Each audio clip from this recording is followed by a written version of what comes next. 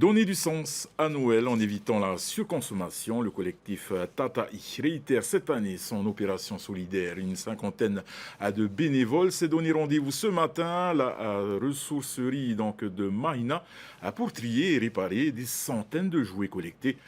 Les lutins de Noël du collectif œuvrent ainsi à offrir une seconde vie aux jouets destinés à des familles de Mahina. Thomas Chabrol. Ils sont les petites mains essentielles du Père Noël. Après la collecte, les lutins bénévoles du collectif Tataï trient des centaines et des centaines de jouets de seconde main.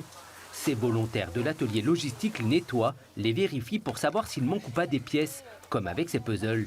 Je me rends compte qu'il y a énormément de jouets qui sont encore dans leur emballage plastique, donc qui n'ont pas du tout été ouverts. Il y a des petits jouets qu'on ne trouve plus en grande surface et qui sont ici. Donc ça peut être des jouets de collection. Et du coup, ce serait dommage de jeter parce que là, il y a énormément de jeux en fait. Plus qu'un simple don de jouets, cette opération est une action concrète face à la surconsommation et la gestion des déchets. Dans l'atelier des réparateurs, ces lutins utilisent leurs compétences en bricolage pour réparer des jouets électroniques en panne.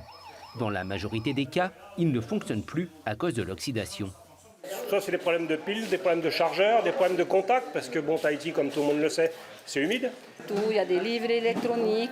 Je viens de voir une petite machine à coudre en jouet, mais qui couvre vraiment. Donc on a un peu de tout.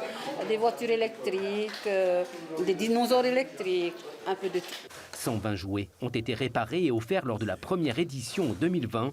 L'an dernier, la collecte a permis d'en redistribuer 800. Et pour ce Noël 2024, les lutins espèrent faire encore mieux pour apporter de la magie dans les familles des quartiers prioritaires de Mahina.